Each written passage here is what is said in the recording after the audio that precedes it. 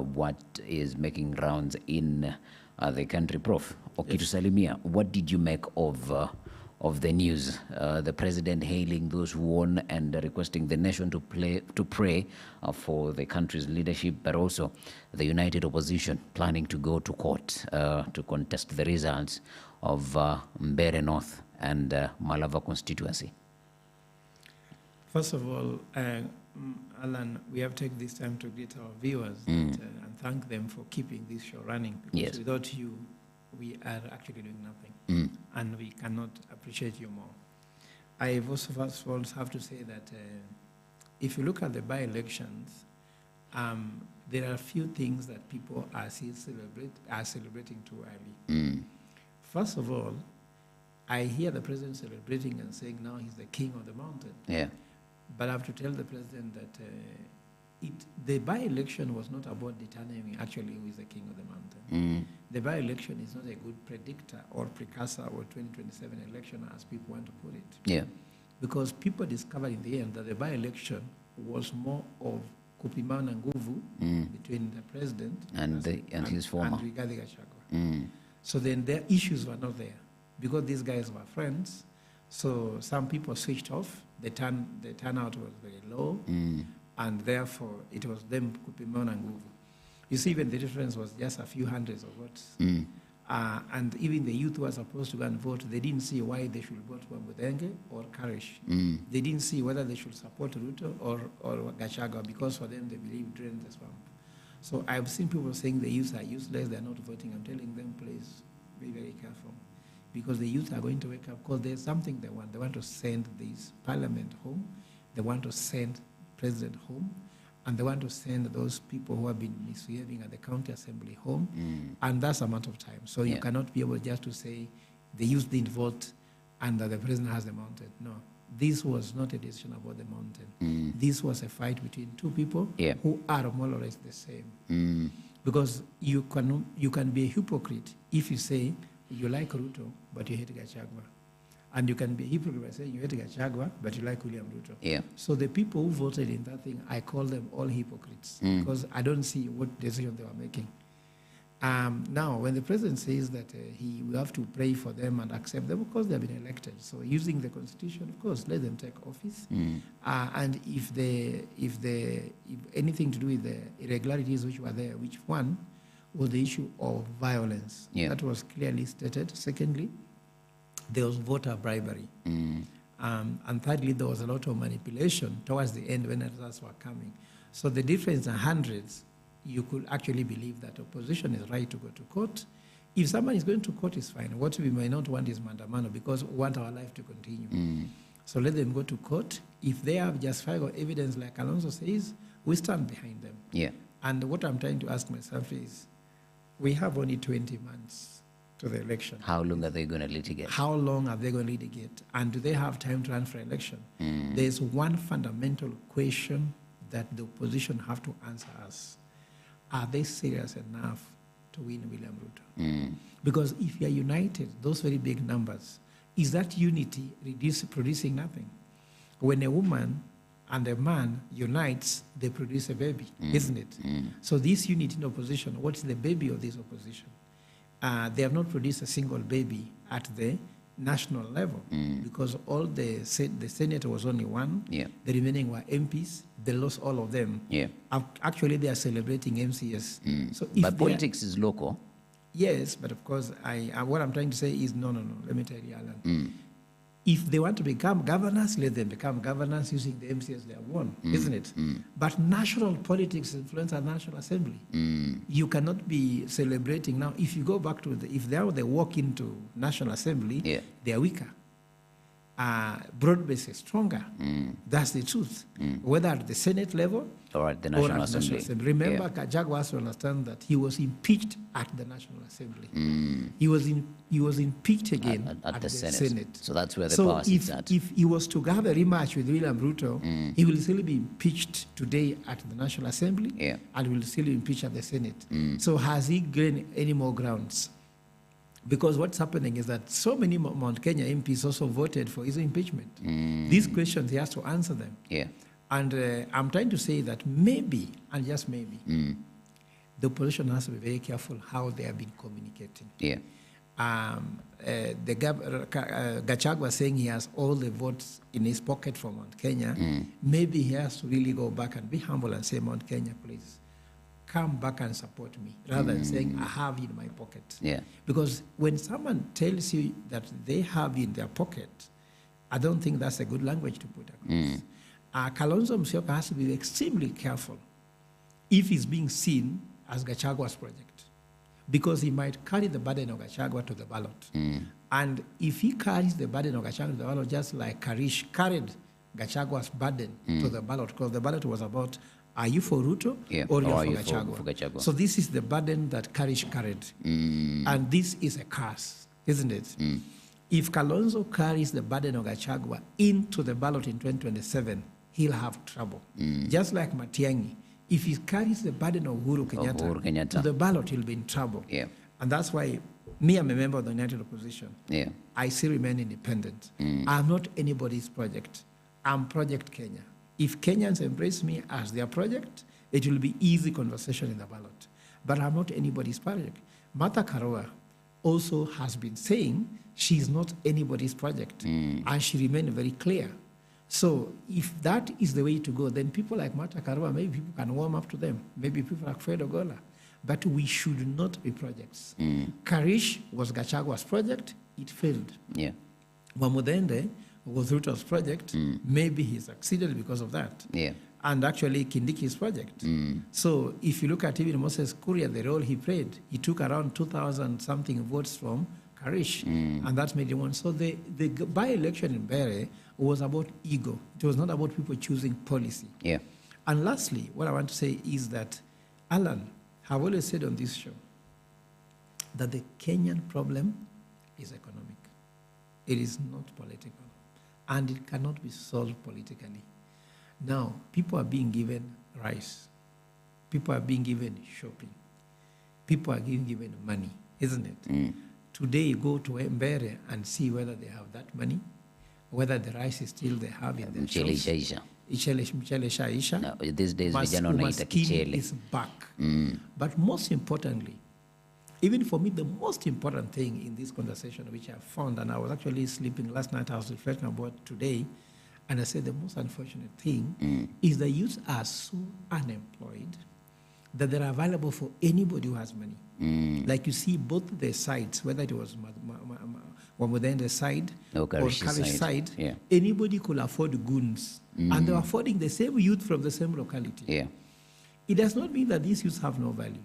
But I believe that the government cannot be proud to use young people to cause violence instead of creating jobs for them. If these people are at a job, no one could avoid them. So that happened both in Mbere, also in Kariobangi. Remember, the policeman was throwing tear gas because the two sides were clashing. Yeah. Each side bought goons.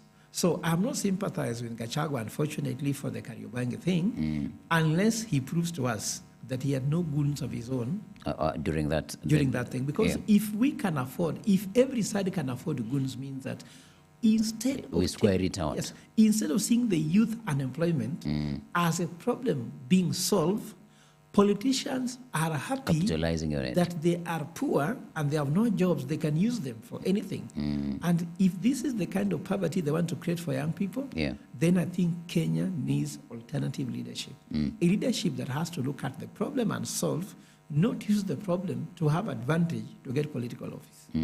Let us elevate this conversation, because it was also a litmus test for the new IEBC commissioners and the commission. From your submissions and how you followed the elections, I know it might be a little bit of salt, but how would you rate the IEBC and how they handled themselves during these by-elections? IBC did not get what they were supposed to get. They did not get the social license. Yeah, but they gave you results in time. No. Listen here. The video was circulating where they said some people came, invaded the tallying centers, people were beaten up. Some IBC officials actually were roughed up, but results were delivered anyway, isn't it? They said in Mbeere, some ballot papers were destroyed, isn't it? Some 34As were taken. Yeah. Yet results were declared. Then they said that the ballot papers and even the 34A forms which were taken could not overturn the results. Yeah. But they didn't tell us. Those 34A forms, how many votes did they carry? You understand? Because nobody knows. Nobody knows. They just told us like we should accept like literature, isn't it? Just like someone writing a story that they were not enough to overturn the results. So how many were they? You understand? Yeah. So IBC has shown that they are not impartial. And I don't know which other chance they have to be impartial because people are crying about the issue of voter registration. Are they helping? Do you know what is the problem with voter registration? They have insisted that the voter registration is only at the sub-county level headquarters. So there is nothing like the ward and even in the villages the way they used to do. Yeah. So if they cannot devote more resources to the voters registering to get a right to vote, because the right to vote is more important than actually even voting. Yeah. You should just have your right to vote. So they have not devoted resources there. Now even me, I have supporters in diaspora. I remember last time I was in New York, I was in Juba, I was in Kigali, I was in Uganda. I have diaspora voters, not just me, but any other person, isn't it? Do you know that the diaspora still do not know where they can register to vote? You understand me? Yeah. They don't know. If I'm wrong, ask IBC to prove it. In fact, this should be a highlight. Yeah. They have not put any mechanism for diaspora voters or Kenyans in diaspora to vote. In fact, they have gone to the embassy. I've even sent a message to embassies. Embassy staff told me they have not received direction from IBC on how Kenya's diaspora can vote. Yet Kenyan diaspora are the 48th constituency, if you like, county. If they cannot vote, we're only in charge of seeing their money coming here in terms of diaspora remittance. But they cannot decide and we who continue spends it. talking about how much we get money from diaspora remittance. Yeah. But we cannot talk about how can they have their voice heard in the vote. Because the money they bring here sometimes are not being used well. So IBC has not demonstrated anything. One, remember I told you the issue of Kasipul Kabondo, where they find it of two people. The 2 million went to IBC, and no one really cared about the families. people who are Until affected. now, we don't know. But Kasipul Kabondo, it was very clear that ODM has won, isn't it? Yeah. Even Ugunja, it was very clear. The main problem here we have is the issue in Narok and the ones in Mbeere. In Mbeere. The rest were done properly. So I would say that IBC needed to have won the public trust. Yeah. At the moment, they have left the public with doubts. And I don't think that's a good thing going to an election because then people will be preparing to reject the election, not to accept. Yeah. When you say that things happened rightly in Ugunja, in Kasipul, but issues were only probably in Malava and in Mbeere, does it really then become an IEBC issue, or the leaders within that particular constituency where the elections are happening? No, the context in Kasipul Kabondo was very different from the ones in Mbeere. Mbeere. And even the ones in Ugunja were very different. Remember, in Ugunja was more local politics. There was no thing, I told you in Mbeere it was Gachagua versus who? Absolutely, I get that Yes, point. and if you went to Malava, it was more of Moses Wetangula And Natembeya. Davadi versus Natembeya and the rest of the opposition. Yeah. When you went to Ugunja, it was clearly local politics of who is the next kingpin, who can show more muscle. Yeah. So you see, for example, the conversation in Homa Bay was Gladys Wanga versus Magwanga team. Yeah. Because Magwanga, who is the deputy governor, was supporting Aroko, who is the independent candidate. That's why after the winning, Gladys Wanga said, now, if you cannot work with me, leave. Because that was the conversation. I have now won and proven that I have the ground. So you can leave. I can replace you. You get me? Now, in Ugunja, it was more local politics because of the fact that Opiyo Wandayi is trying to get his nephew take over that place. And Opiyo Wandayi is trying to show that he wants to extend his territory because Opiyo Wandayi believes he's the heir apparent to Raila Odinga, given the fact that Raila Odinga gave him all the plum positions that he ever imagined. And also remember that in Kasipul Kabondo, it was also a battle between Mbadi and Wanga because Mbadi was supposed to be either Mbadi or Magwanga was supposed to be the candidate for ODM Yeah, in governorship, Homabay. yeah. So the contexts were just different. But you see, the national government had no interest, In all particularly those elections. in Homabay And in Kasipul. Ugunya and Kasipul. So when it came to the battle between Mbere and Malava, Yeah. the national government The national had and that's interest. why IBC needed to demonstrate their impartiality, but they failed desperately. Yeah. Yeah. So then the conclusion is that not necessarily IEBC is capable of doing its job, also including the election that they held in Magarini. Nothing happened. So then it's government officials' interference that Yes, are because letting us look, down. in Malava, Yeah. a whole CS for foreign affairs giving a job Yeah. on public rally, Yeah. using public resources, and no one can say anything. Alan, being a Christian and being a Catholic, let me tell you something. The people who drafted the Constitution of Kenya Yeah. have not helped Kenya because they have left so many things very opaque. They did not define it properly. Do you know why no one has tried to change the Constitution of heaven? Because the Bible is not opaque about anything. Do you know that? Do you know why the commandments are mostly negative? I am not. Because it defines what you should not do. When someone says, do not worship any other God but me. Yeah. Do not kill. Do not fornicate. Kill. Do not fornicate. You can do anything. Do not kill means, well, you can achieve anything but don't kill. Do not fornicate means you can have babies, Yeah. but not out of fornication. It gives you freedom to have babies, Yeah. isn't it? Yeah. Do not steal. You can eat, but not through stealing. You get me? But you see, our constitution was more descriptive. Yeah. We're not talking about what should not do. For example, they say you should not use public resources, but they should have said a CS cannot use his vehicle in a public rally. That's very clear, Yeah. isn't it? A CS cannot be able to appear in a public Political rally. rally. Here they can say, no, I'm a CS, I'm also free, I'm a Kenyan. But the thing is that during your term as a CS, can you appear in a public rally and stand with somebody else? Those are the things I'm trying to say, that they should be very, very clear and univocal and opaque. But here we have drafters who are very opaque about everything. Yeah. So when you're being opaque about everything, the only thing remains for court to make decisions, and then court decisions can be well twisted, Yeah. isn't it? So I guess that we need clear instruction. The U.S. Constitution is shorter than Kenya. Yeah. But it is very clear on things you cannot do.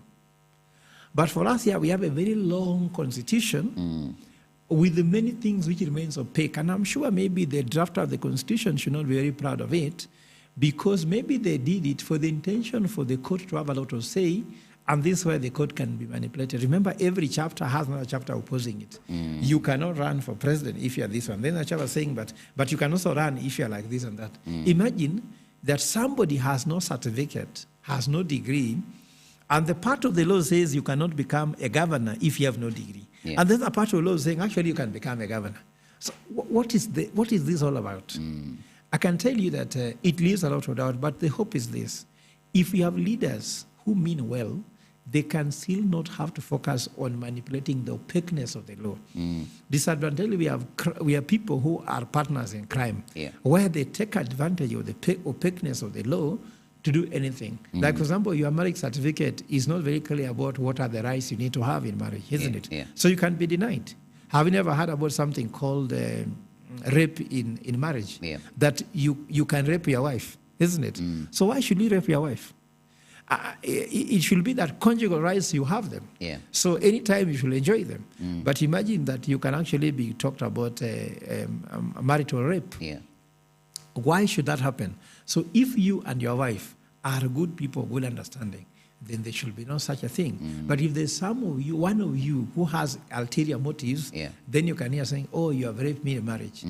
Why should even someone accuse you of raping them in marriage? Yeah. So you see, opaqueness of the law is taken advantage by people who don't mean well. But you have leaders who mean well in a country, then there are some things which are good manners. You know, good manners cannot be legislated. You cannot legislate good manners. If you are not having good manners, Yeah. there's no amount of law that can help you behave. Yeah. Yeah. All right, we're going to take a quick break, and when we come back, Prof, we're going to be coming back with the dailies, and there is a story here in the Standard talking about a scam that is loading. Yeah. We're going to be we're going to be dissecting it when we come back from the break. Keep it science.